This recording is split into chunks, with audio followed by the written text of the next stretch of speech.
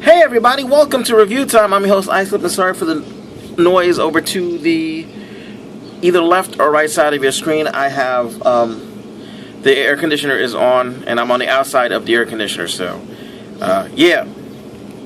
But yeah, this is our review today. It's going to be on, make sure this is focused in, the Impossible Toys mini car Goldbug MC05, and I got this from BBTS for, I think it was $10.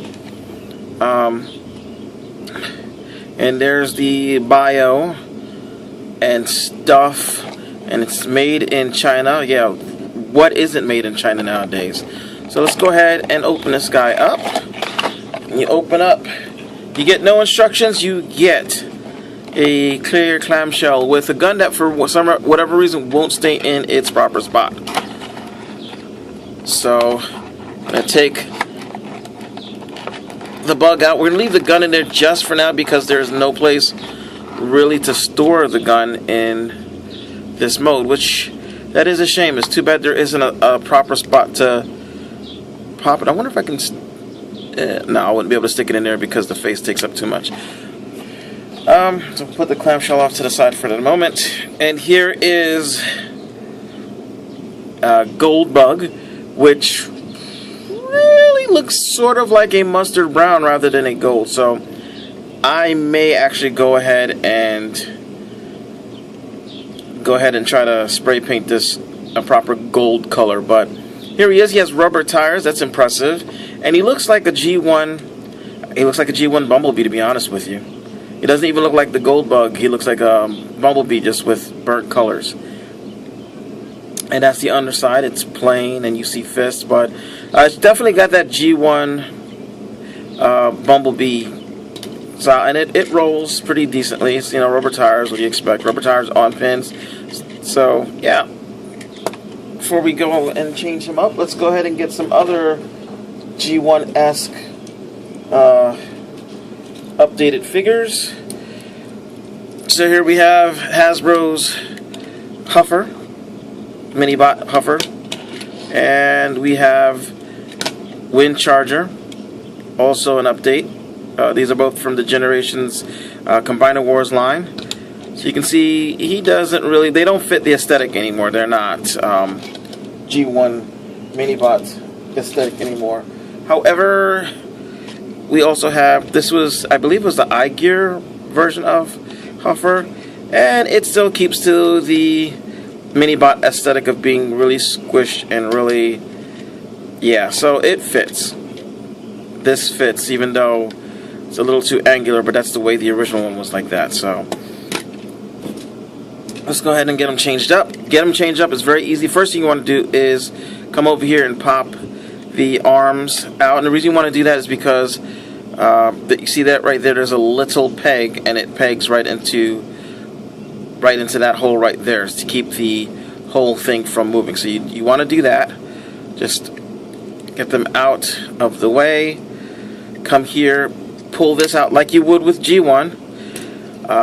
You're going to split this apart, which is something you didn't do with G1, and you'll notice that that there's a pin here that's on a L-shaped slot. You want to pull this back and then kind of finesse this up some, so that that's as far up as it'll go, and then bend the foot like so. Come again, pull, finesse this up, and then bend it like so. And there you've got mostly your Minibot taken care of. You want to make sure that you put the arms so that the shoulders are up as far as they will go, so this way he looks better. And then you want to take here, put your finger in this little slot here, bring this up, and then just ever so slightly wiggle it forward just a little bit so you can get a better placement for the head. Now you could, if you wanted to, bring it all the way forward, and yeah, actually that works out pretty good. It's in line with the feet, and yeah, then it looks pretty cool, very Goldbug-y. So, and their whole line for this figure, all the figures were basically, they have the same exact transformation. So he looks pretty cool. I mean, it's still definitely a G1 toy aesthetic. but with a little more engineering, this is what G1 could have been. There is, as far as the head articulation, if you don't slide the head all the way up, you can get him to look up, which is something that a Bumblebee should do because every other freaking bot is taller than he is. You can get him to look down, so when he's talking to Spike, he can talk to Spike. Arms are on a ball joint, so you get a 360 and in and out. They're on a ball joint at the elbow, so you get movement here. And that's pretty much it for the arms. There is a waist, which didn't need to be there, but it's there for transformation. Your legs, you can get them to go all the way out. To go forward, you can only get them to go about that forward, and even that's putting stress on the peg.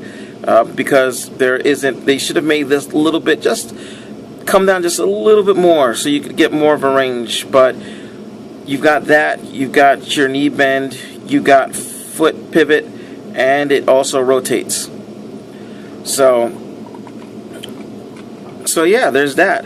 And he can stand fairly decently. He's got a bit of heels. It doesn't go back far enough, so if you bend him back just even a little bit, he's going to make a liar out of me and stand up.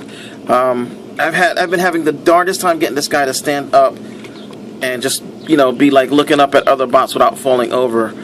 But yeah, because of the way the feet are, you can, if you want to, get him in a running pose. Let's see, that would be like that, and that would be like that. You can get him in a running pose, and you can actually balance him so that he stands on his own. So you can have him running away from big bots. So yeah, so let me get him to stand, and we'll get out his little weapon that he comes with. Again, there is no weapon storage, so and being that he's a G1 style mini bot, he doesn't really need the weapon. So I'll probably keep the weapon in the box pretty much at all times, just because it is so small. When I say so small, it is about the length of my thumbnail. So we'll put that in here, and wind stop blowing. So yeah, and you've got a little gun that's the same color as the bot, so you really wouldn't notice that the gun was there in the first place. Now you've got no sideways head articulation really, which is a shame. I would have loved for this to be able to rotate some, but okay, let's turn it this way.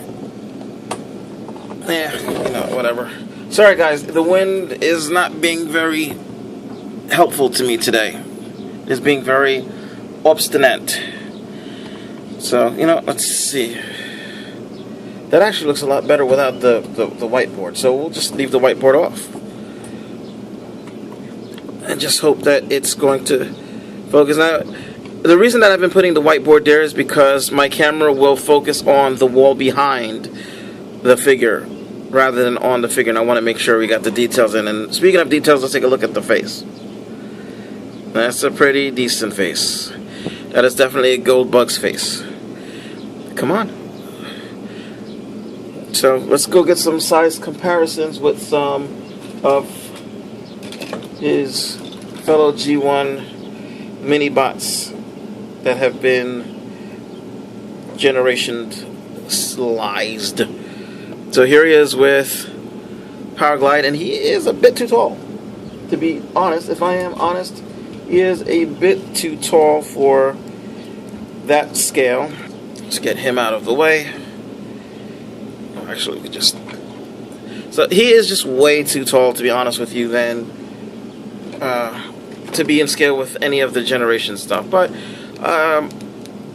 he probably still works with the G. He just his aesthetic isn't for generation, so I don't even really mind. And it was just $10. It was $10 for a figure that I wanted, and didn't want to pay for like 15,000 of them.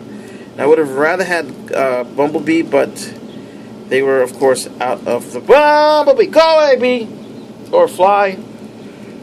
So that's ironic. Okay, and here is with iGear's Huffer, or not Huffer, Nuffer? And yeah, he is way too big. But he's cool, and he's a good size, so like when you have your Gestalts fighting, you can have him running away from them, and it looks good. So I mean, it was $10. When third-party figures like the Huffer that I showed you there, I think I paid $20, $30 for it. So $10, and it feels pretty good. The quality feels nice. Yeah, I do wish that the legs went out farther than that, but considering that this is sort of an update of a G1 figure in the style of G1, that actually is pretty good. So that's all there is to say about it. I got him from BBTS for $10, and that's it. I'm Icelip, and I like the figure. Ciao.